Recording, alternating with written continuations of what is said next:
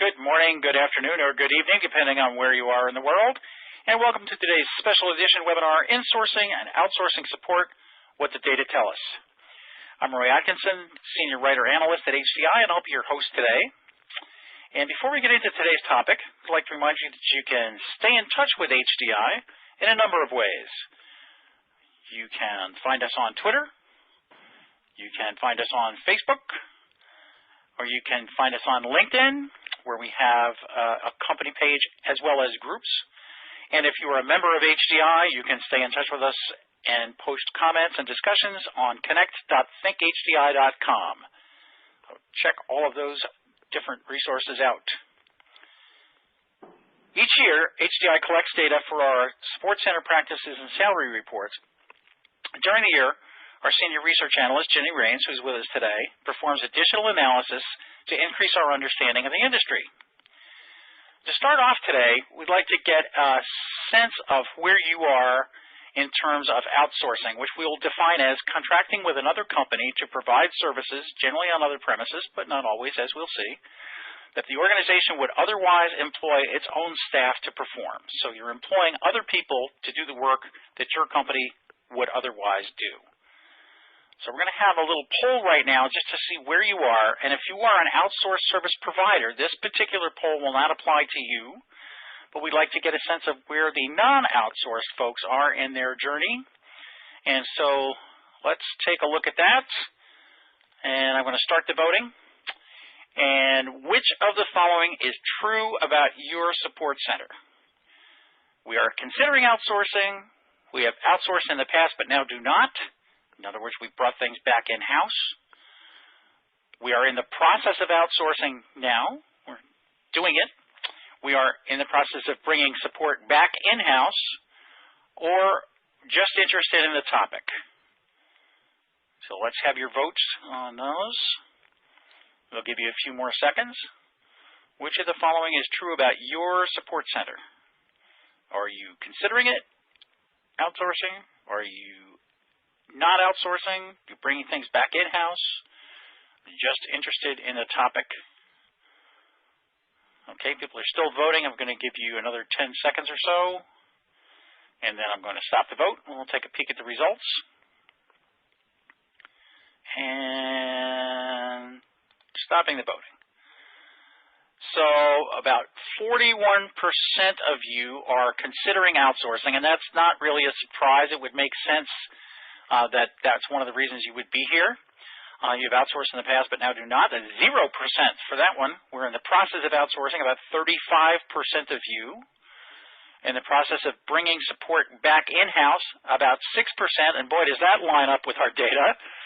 And just interested in the topic, a little less than 20% of you. So good spread of interest today. Not surprising, I don't think. So we have some very good information for you about what's going on in the world of outsourcing today. So thanks for answering the poll. So featured co-presenter today is my colleague Jenny Rains. Jenny manages and conducts research projects from survey development through report design.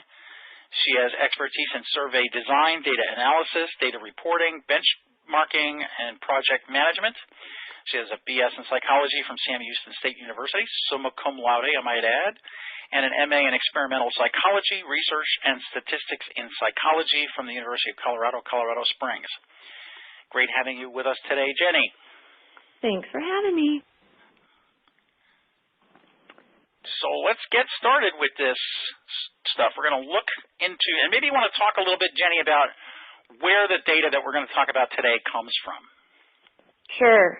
So each year, HDI conducts an annual survey of the industry, and that's what we create the HDI Support Center Practices and Salary Report from.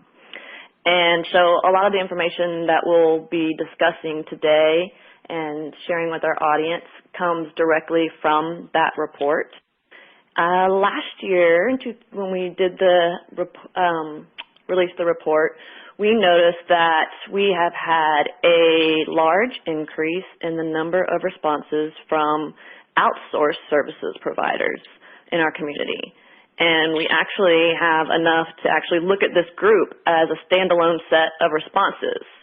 And we found some really interesting findings. Roy and I spent some time kind of geeking out over this data, and I really enjoyed it. Thanks for spending your birthday doing that with me, Roy. And so we're going to compare the results of the outsourced support centers versus the non-outsourced support centers. And we're really excited to share what we found with you guys today. It's interesting information. So we hope you get a lot out of it today. So let's go forge ahead here. So what's being outsourced? Well, there's the top two. Hardware support and repair, not a real shocker there. And after-hours service, not a real shocker there either. That makes perfect sense. And hardware support and repair, in a lot of cases, is outsourced to the manufacturers. They do a lot of depot repair, so you might be sending things out to Apple or Dell or Lenovo or whoever your hardware purveyor of choice is. And after-hour service also makes a lot of sense. Instead of having just a plain answering service or just having a voicemail message, there occasionally are high priority or critical things that need to be attended to, and so you might outsource your after-hours service to somebody else other than your own staff for a myriad of reasons. Did you have anything to add to that, Jenny? Just a little bit about the data side of it. So we ask about several different functions that are outsourced, and we know that several different functions are outsourced. These two in particular are the ones that are outsourced by more than 10% of support organizations. And, well, we'll see. I'll go a little bit more into that shortly when we have another slide on this. Okay. And the reasons for outsourcing. Well, that's an interesting. It's an interesting slip of the tongue. There's one surprise here, and we'll talk a little bit about that. Jenny, do you want to go through these, and then we'll talk about the surprise one? Sure.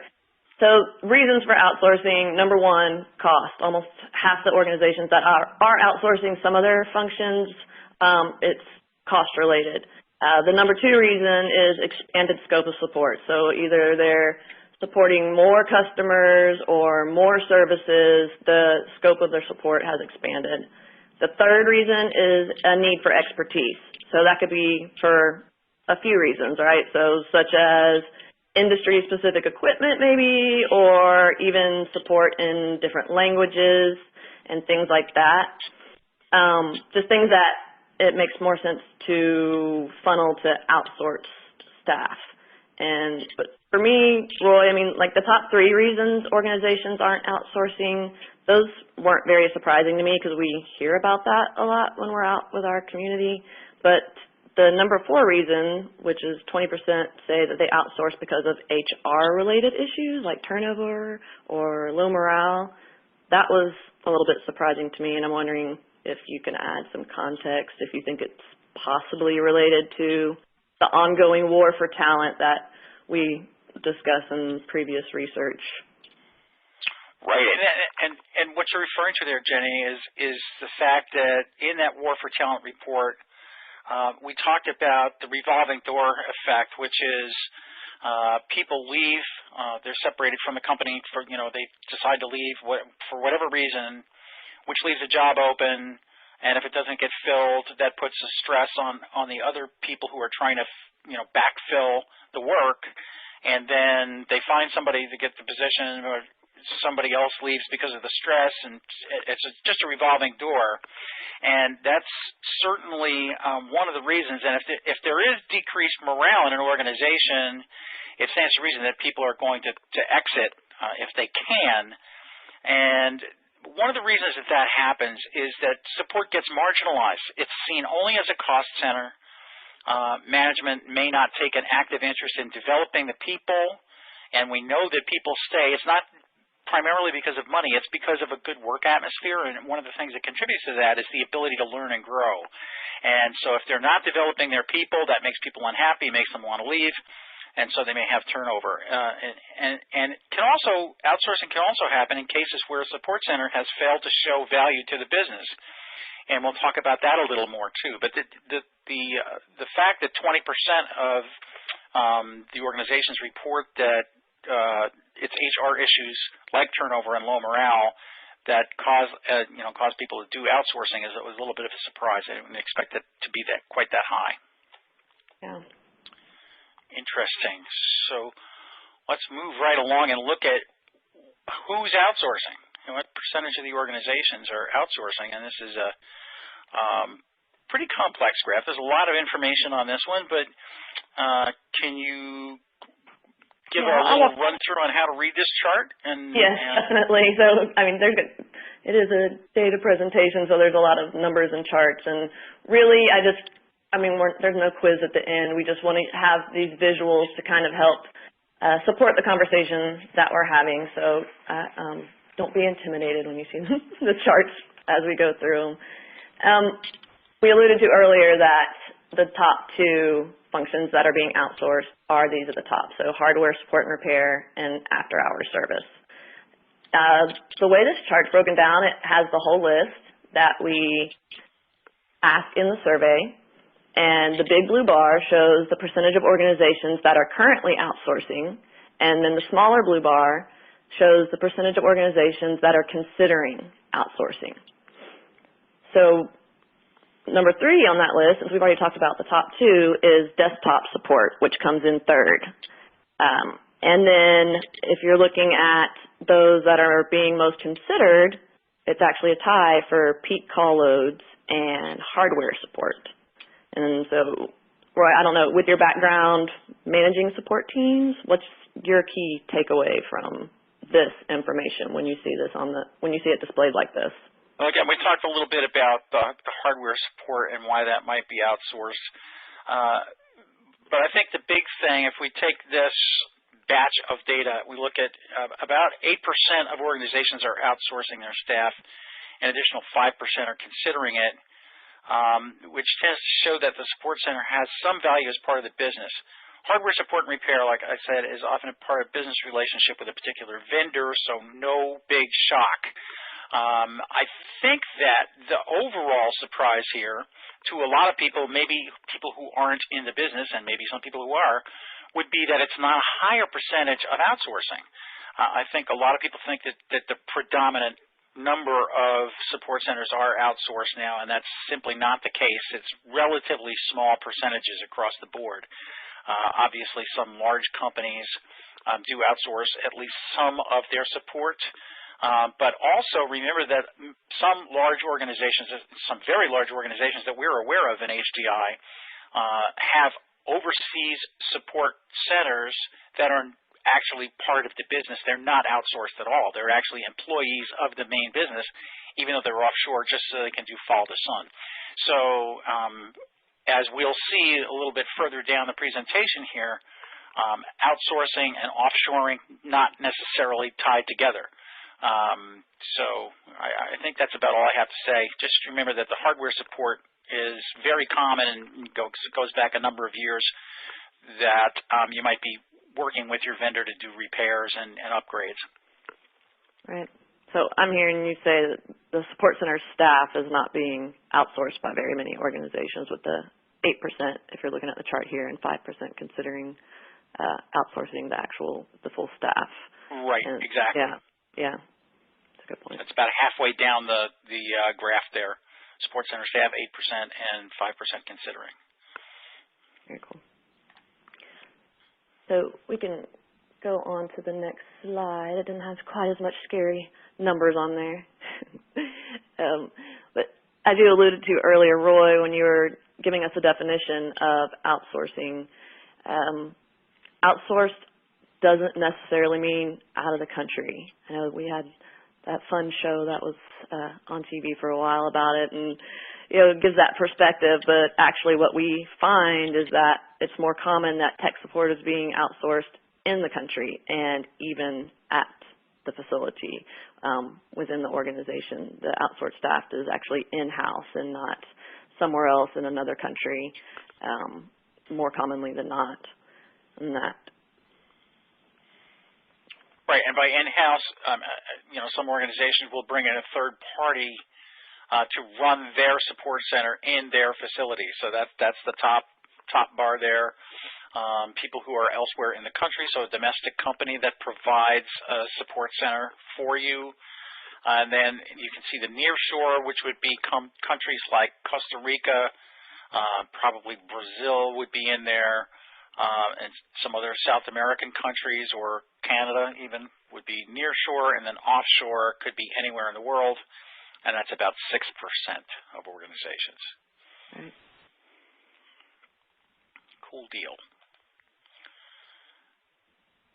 And so here's some reasons why companies don't outsource more, and do you want to talk through this a little bit, Jen? Yeah, so this question was presented to anybody who either do not outsource at all or they outsource only some of their functions. And we asked them, what are the reasons that you're not outsourcing or you're not outsourcing more? And the number one reason, almost half of respondents say that they feel like, or they have a feeling that they wouldn't have control over the service, and that's the number one factor. And Roy, to me, it seems like the next few factors that fall under that, like service quality, customer acceptance, and even security, those also play into that top factor. They're allowed to select more than one, but control of service really is the fear or the roadblock if they aren't outsourcing on that. Would you agree with that? Yeah, IT organizations are kind of notorious for wanting control of things. And so it's no surprise to me that that's the number one reason, the control, at least the feeling of control. And it may be, artificial sentiment that they have more security if they have things in-house, which is not necessarily the case, as many insider breaches have shown. But these are the reasons that organizations cite, and yes, you're absolutely correct. Service quality and customer acceptance and security can fall under that umbrella, control of service, so those are definitely related. The other one's cost and support staff morale. We already talked about that a little bit with 20% have outsourced because of HR. They're afraid that support staff morale here is going to decline if they do talk about outsourcing, which, again, makes perfect sense. If somebody's talking about outsourcing your job, you're probably not going to feel very secure, and it may drive your morale down. Legal requirements makes perfect sense. There are a lot of organizations, especially those doing business with the government, that can't allow information to go outside the boundaries of the United States. And so even if they do outsource, it still has to be within the U.S., or they may have strict requirements where they can't even outsource because of data transfer to another organization. So that makes perfect sense as well. And I think this particular chart, it's useful for people in our audience today that are on kind of both sides of the coin, right? We have our organizations that are maybe considering outsourcing, but we also have some outsourced services providers on the call. And this information is helpful for them to be able to communicate and understand what are the concerns and how do we get over that barrier between if they want to outsource but have that fear of not outsourcing. It kind of opens up those ideas of what they need to be communicating with each other there.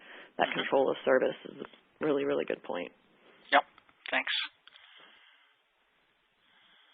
So here's where we're going for the next year, at least in terms of expectation. So can you talk a little bit about that, especially in reference to the percentages that we saw that matched this pretty closely, actually? Yeah, actually matched a little bit closer than I expected, considering that the audience is different for knowing the topic of the presentation. But what we did find about the industry as a whole is that the general population, 44% are not outsourcing anything. And so we looked at that chart earlier that showed the breakdown of the functions that are outsourced, and it showed very small percentages on each thing, on each function. they do end up adding up more and more, and there is a little bit of overlap. Some organizations have more than one function that's outsourced. But 44% are not outsourcing and do not plan to outsource, and 27% plan to stay about the same. And Roy, you had an interesting comment when we were geeking out, like I said earlier. I thought it was an interesting observation about the expectation kind of for the net change moving forward for outsourcing. Right. So if we take a look at those organizations that say they're going to begin outsourcing, that's 4%. And those that are going to outsource more, that's about 7% of organizations. So 4 and 7 is 11% roughly that are thinking about increasing the level of outsourcing. And then if we look at 5% are going to reduce the current level of outsourcing. So we wind up with a slight net gain, maybe 5 point something or 6% gain in terms of the overall outsourcing level. So no big moves, and of course those are rough estimates based on just the data provided here, but a little bit of a gain in outsourcing for the next 12 months or so. Yeah. And I would love, while we were geeking out, we were talking about, it'd be interesting to look at this particular question kind of over the years and see where it falls based on what's going on in our environment, in our culture, in our economy. So I totally want to do that. We'll share that at a later time. That would be a terrific look at trends in the industry, wouldn't it? Yes, I think that would be great. So that's coming soon to a webinar near you. Right.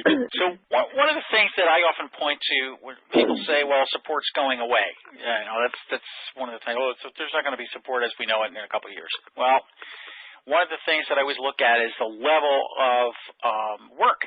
And one of the indicators of that is the sheer ticket volume that's coming in the door, right? How much work do you have to do? And one of the things I often point to is that the fact that we've had increase in tickets by over 60%, with one exception, which was 57%. In the last 8 years, each year, year over year, there's more than 60% and as high as 70% of organizations that report that their ticket load has increased. But when we compare that against the outsourced providers, we see a little bit of a different story, and this is where the data gets really interesting. Yes, I agree. So this question we ask the survey takers, has your ticket volume increased since the past year? And the results for the organizations that are not outsourced, like you said, 63% say yes, they've had a ticket volume increase, and only 10% say that they had a ticket volume decrease. So it was really interesting when I looked at the outsourced group and saw, oh, they have 31% that have ticket volume decrease since the last year, and then less than half, at 45%, that have had a ticket volume increase from the last year.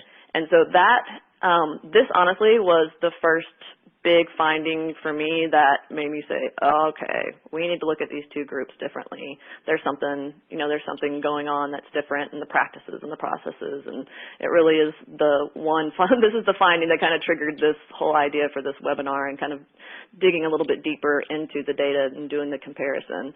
And so I, being the geeky nerd that I am, I had to know why. What's going on? What's the difference between these two groups? And Roy, we can go to the next slide. I'll talk a little bit about what's.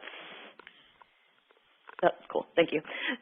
What is increasing ticket volume? So we ask if one of the survey takers said they are having a ticket volume increase, we say, okay, well, what's causing that increase for you? And so for the non-outsourced services or non-outsourced support centers, you can see the list. That's their top 5 list.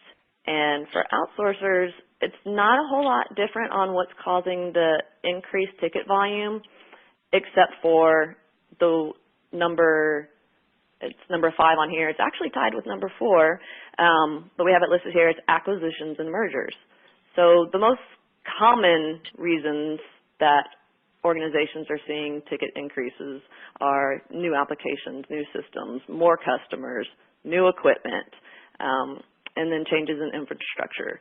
But the difference between the two groups on increased ticket volume is acquisitions and mergers is higher up on the list for the outsource group, which to me, I mean, I guess that makes sense because Roy, earlier we mentioned that HR factors are one of the top reasons that organizations are outsourcing services, and I think we both know that acquisitions and mergers often create a plethora of HR issues, right? Like consolidating, hiring, reallocating, training.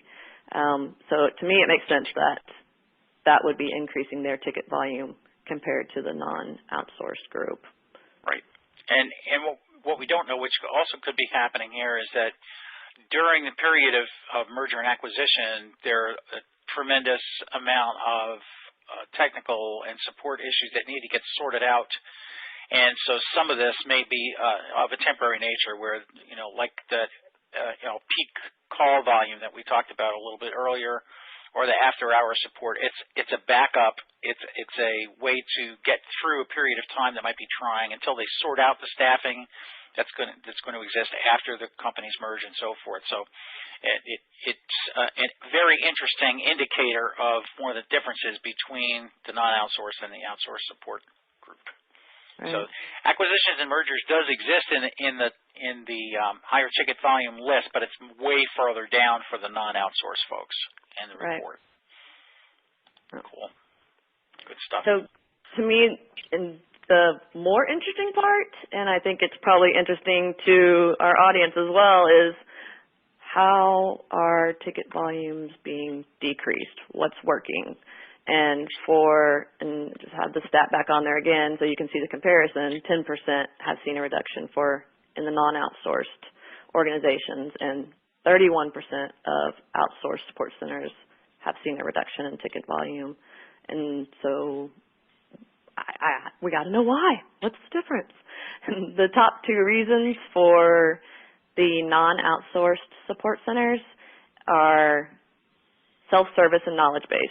Knowledge base is the number one. I have them in reverse order for dramatic effect, so hold tight.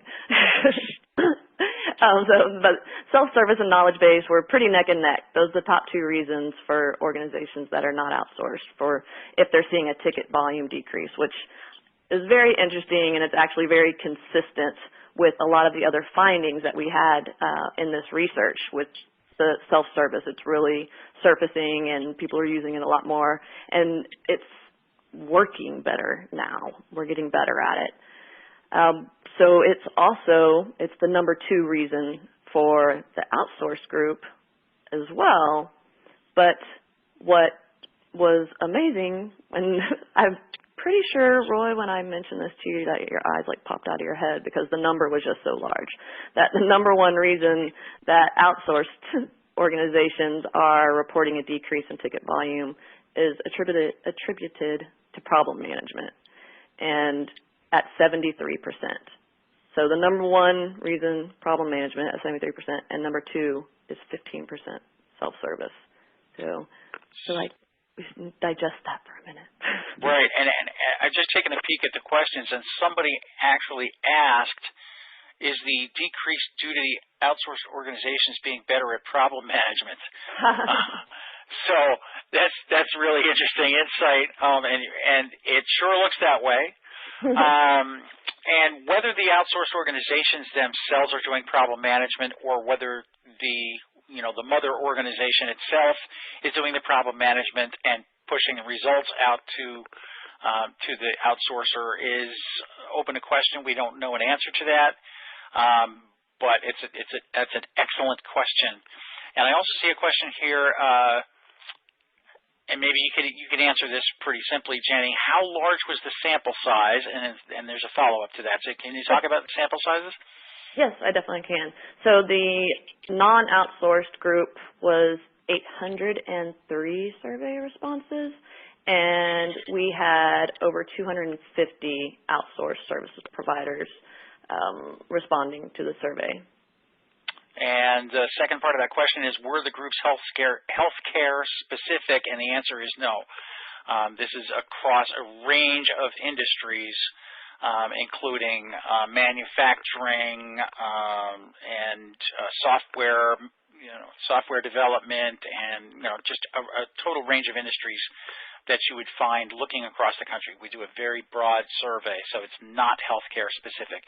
There's a portion of the responders that are, in fact, healthcare organizations. If you are a member and you do have access to the report, you can look at the demographics section. It will tell you all the industries represented and how many, what percentage of the respondents are in each of those groups. Okay? And we'll come back for some more questions a little bit later on, but I wanted to get those two addressed. So the problem management is obviously a big deal in terms of reducing the number of tickets. And we know that. It's just that a lot of organizations don't seem to get it and don't have a formal problem management process. And we found in other research that we've done as well that problem management is a really good way to reduce the amount of issues, right? So that's very cool. So we want to say that organizations that don't want to be outsourced, if that's your fear, you have fear of going away and you want to make sure that you're not, one of the best ways to do it would be to focus on problem management and make sure that your organization is as trouble-free as possible. Get to the root causes, eliminate them, stop the recurring stuff, stop the broad issues, reduce the number of SEB 1s, all of that, and follow the processes. You know what they are. Most of you have at least some education in terms of IT service management, so get with the program and do some problem management and watch things improve. Right. So here's some interesting things, and we're going to compare and contrast. So I'm probably going to bounce back and forth between the next two slides here so we can look at some of the differences. And these every year we keep adding channels because there's so many channels for people to contact support now. Phone's still a biggie. 93% of the organizations have phone contact.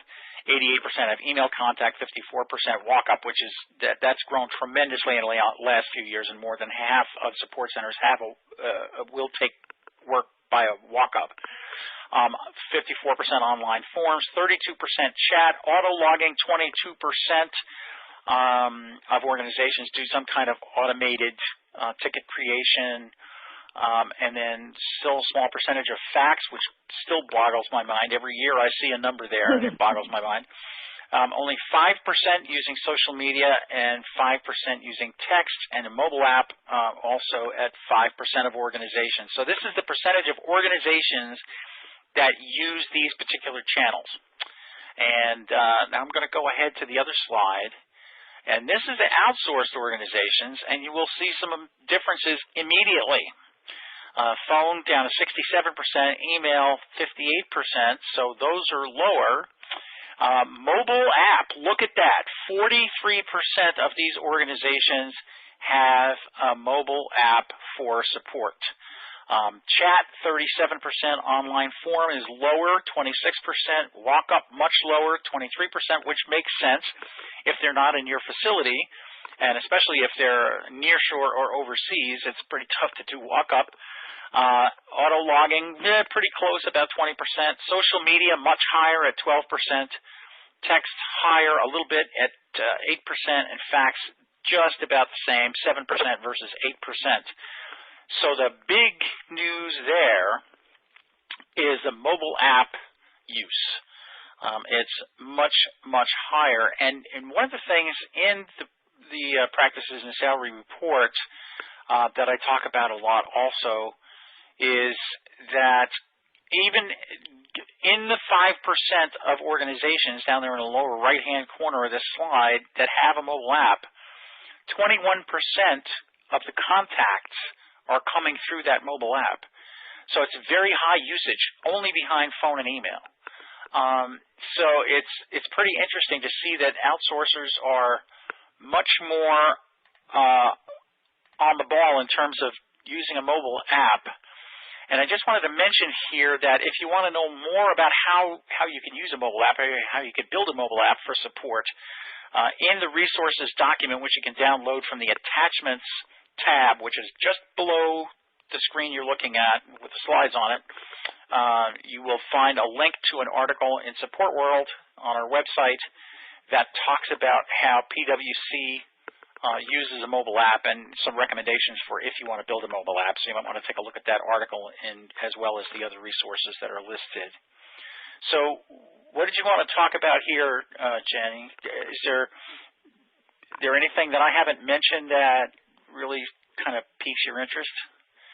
I just think the visual, like you going back and forth between the slides, is the most interesting part. So if we start on these are the non-outsourced, right? So you have like these big 4 chunks on the left side of the screen. Those are your big 4 chunks, and looking at that, and then when you switch over to the outsourced group, it shows it's a little bit more distributed, right? The channels that customers are able to contact support through, and less in the more, or what we would refer to as our traditional channels. And then, like you spoke to, the mobile app, that's the one that really did stand out to me.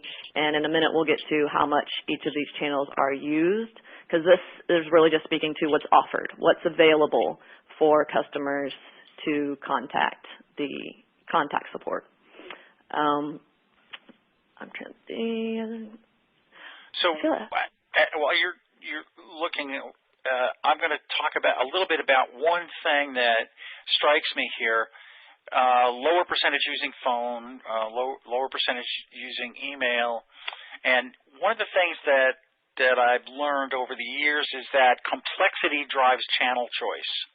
The more complex an issue is, the more people want to talk to somebody, either face-to-face or on the phone, or make a real contact with a human. And so one of the things I think is kind of a secondary indication here is perhaps that the outsourced folks are getting the more basic, the real level 1 stuff, which again makes sense because usually what organizations will outsource, in addition to those top 2 things, the hardware support and the after-hour support, they will outsource level 1.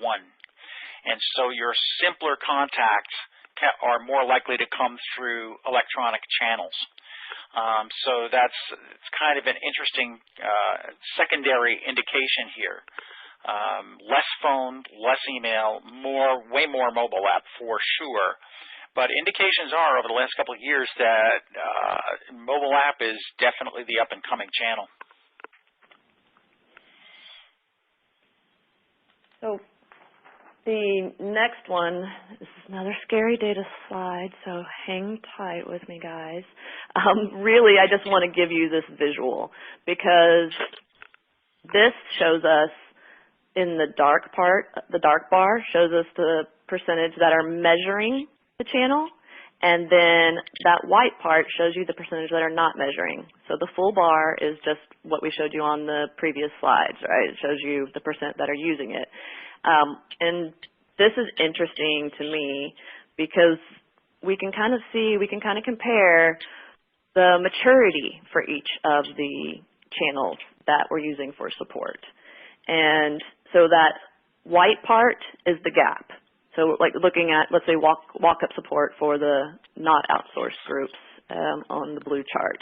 We see that 23%, they're using it, but they're not measuring it. And let's look at the mobile app for outsourced.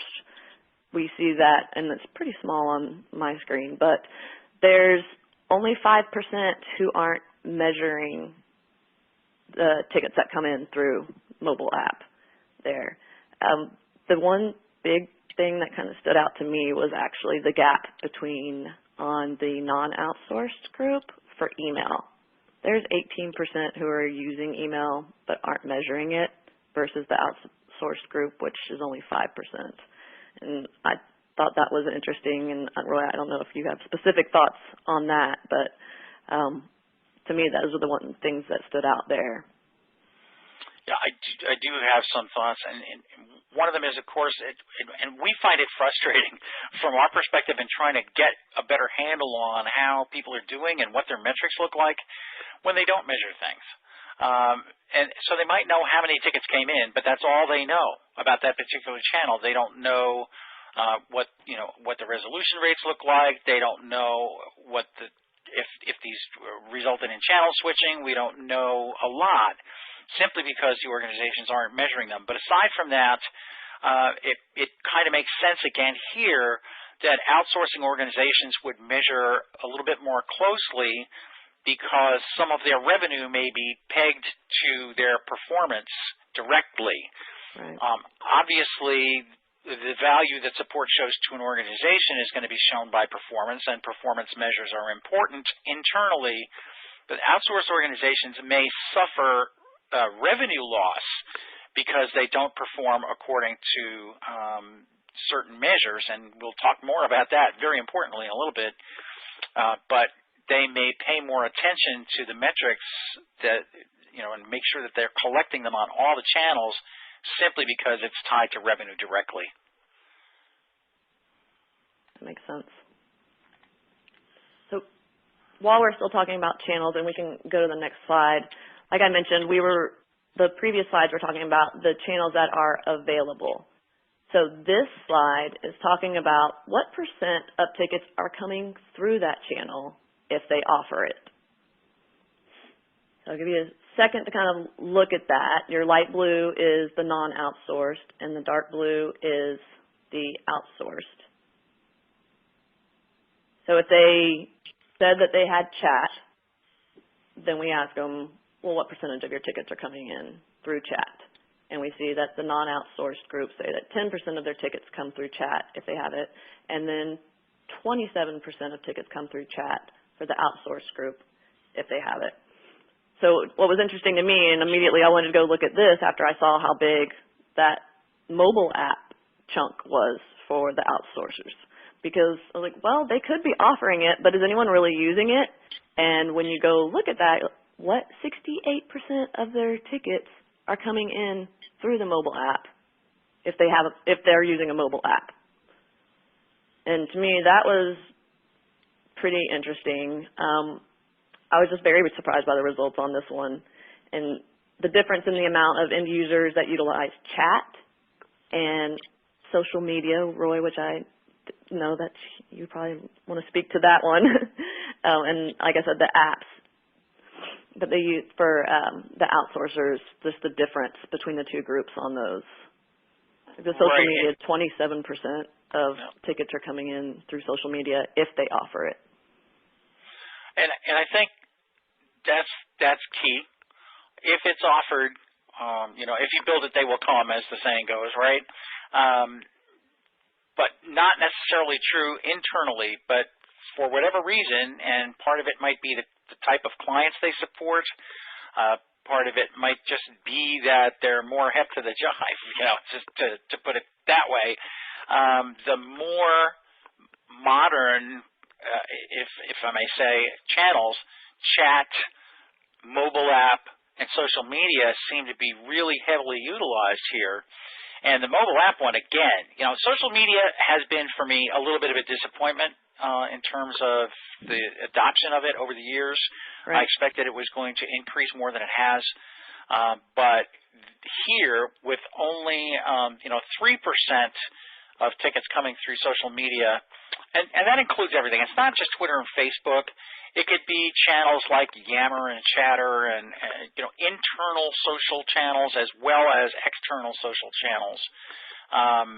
It's not being heavily utilized by non-outsourced organizations, but as you can see, it's much, much more, 9 times as heavily utilized in outsourced organizations, even though it's still not a huge percentage.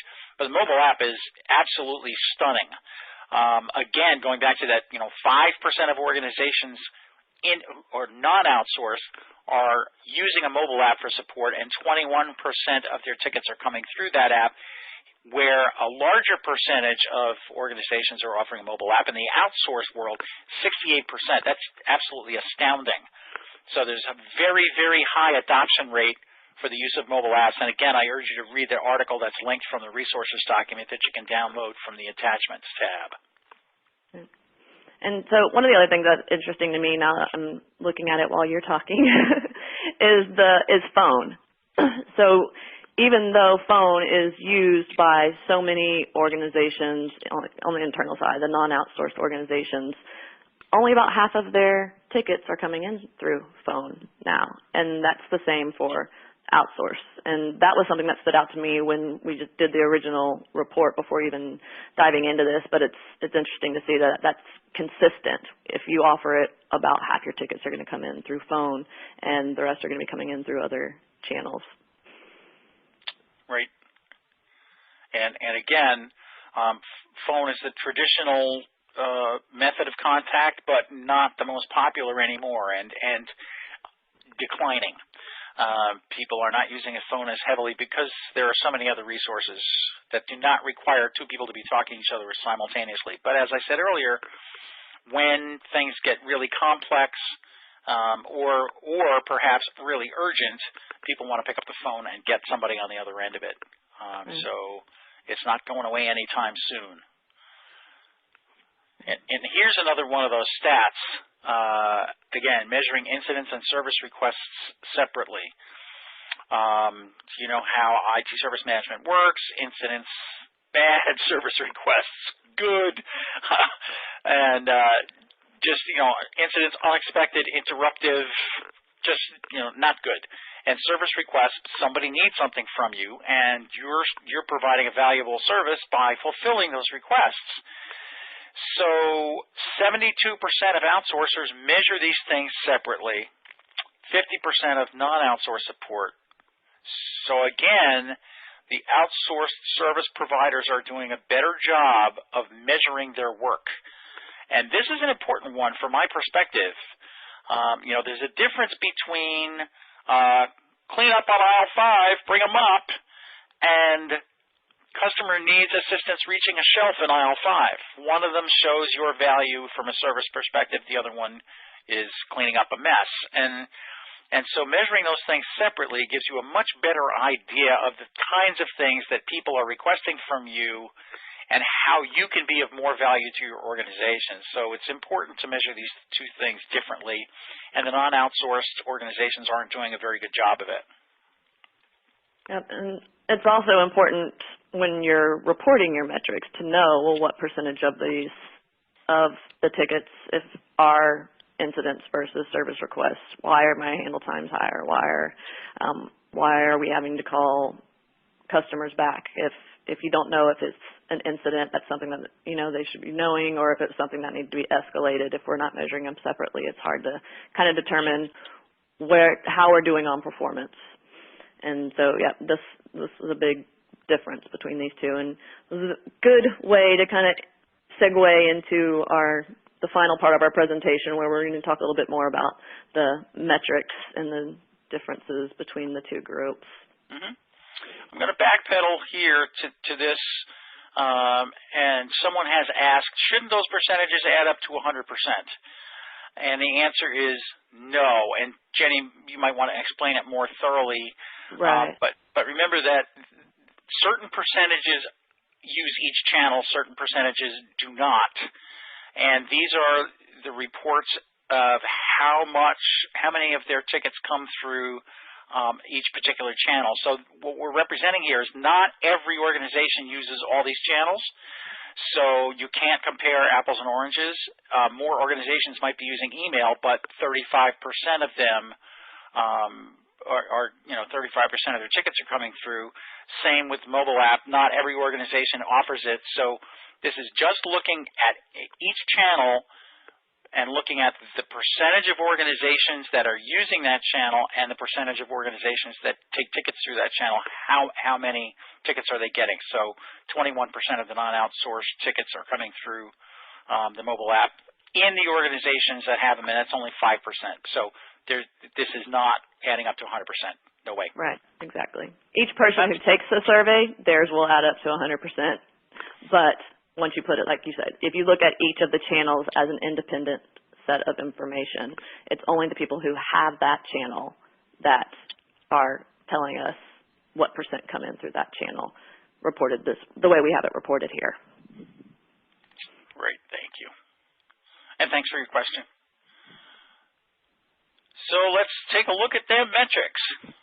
Yay. Very interesting results here we see. And someone else had a question about an important metric, which we're going to talk about in a moment. So hang in there. We'll get there. So we did dive into the metrics data analysis and to find, where are there differences between the two now that we've kind of seen what the differences are as far as the practices and the channels and those sort of things. And here are the metrics that we're able to present based on the data that we had.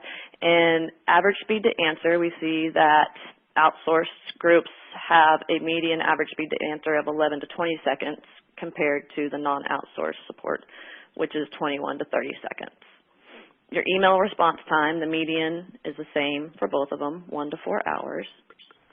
Your abandonment rate is a little bit higher for your non-outsourced support centers versus your outsourced support centers. But your reopen rate is actually higher for outsourced support versus non-outsourced support. And I'm being a little bit telepathic, Roy. I bet I know what that question is, but do you want to ask now about the next question, or is it on a slide later? It leads to the next slide. Let's put it that way. It leads okay. directly to the next slide. Okay. Well, then I do want to point out, because I know that resolution rate is something that's of interest here, right? Like what percent of the tickets are being resolved on the first contact. And the way that we have the question and the number of people who actually measure it consistently, and then they break it down for, we know that the outsourced support group, they break it down by incidents and service requests. And so there wasn't enough available data to actually report that confidently on a slide and put the numbers. But resolution rates actually were just kind of, I'm just going to make a general statement, is a little bit lower for the outsourced support group. But you can see that the focus is on average speed to answer and things like that, which the reopen rate, I feel, speaks to the resolution rates from an indirect perspective as well. If they didn't resolve it on the first contact, then they're reopening a ticket.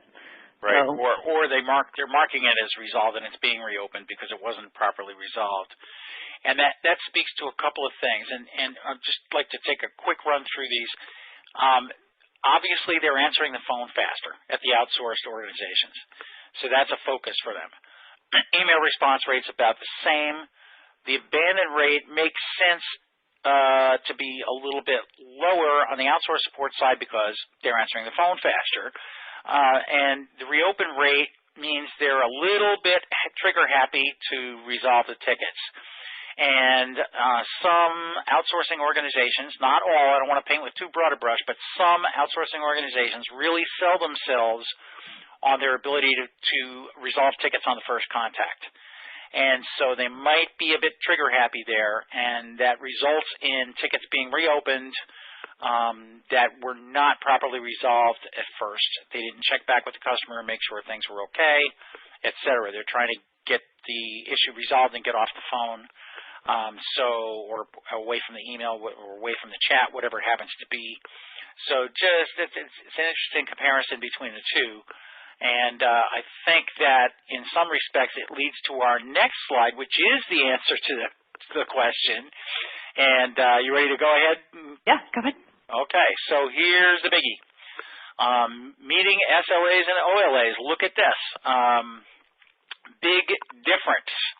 Yeah. Big difference. Almost twice as high in the non-outsourced support arena that people are meeting at least 80% SLA. And so that is very telling, it seems to me, that I would not expect there to be that major a difference. I might expect some difference, but not this big a difference. It's quite substantial. And in fact, did you want to add to that before we go ahead to the statement we're going to make about this, Jenny? Just just quickly, I think it's important to talk about, like, we're not asking what the SLAs are here, right? Or we're not asking how strict they are. So yeah, you can go to the next slide if you want. We can, and I can talk a little bit more about that. I think Roy knows this is one of my favorite of all equations, is that satisfaction equals reality minus expectations. So our outsourced, and Roy, you can speak to this, but our outsourced organizations, are they setting higher expectations in order to get the customers, in order to and then not being able to meet those expectations? Is that where, do you think that's maybe where that discrepancy comes in for the SLAs? I think that's an educated guess. I think that one of the reasons that you might consider if a particular outsourcer or a range of outsourcers is if their SLAs are they look really good. But if we find out that less than a third of the outsourced sample, which is pretty substantial, 200 and change, are meeting those SLAs 80% of the time or better, that might change the complexion a little bit. So you can set the SLAs as high as you want, but if you're not meeting them, guess what? Things don't look too good, and there's yet another interesting outcome from that. But remember this is a really good one. I always like this, Jenny, is satisfaction equals reality minus expectations. Where you set those sorry, go ahead. Where you set those expectations is everything. It really is. I think the expectation part is underestimated a lot, for sure. It's the difference between going to a motel chain with a number in it versus going to the Ritz-Carlton. Your expectations at the Ritz-Carlton are going to be very, very, very high because of their reputation and the price too. But your expectations are going to be huge. And if reality doesn't meet those expectations, well, then you're going to go away disappointed no matter how good it was. Even if it was better than the motel. Great point. One can hope. So I think that makes this, it really helps explain the customer satisfaction. This is the percent of customers that are satisfied with ticket resolution. And we see that it's 5% higher for not outsourced support versus outsourced support. So if the expectations are being set higher, even if they're the same, like we saw on the metrics, they're the same or even better for many of the metrics for outsourced groups, yet customer satisfaction is lower. That expectation part is really playing a big part of the big equation there, and it's something that's underestimated a lot. And I think it's something that outsourcers have to struggle with, because they also need to be able to bring in clients and have the customers and build that trust. And I think that it's kind of interesting too that when you think about it, I think at least in the general public, in a lot of cases, the expectations that the public has of an outsourcer are lower.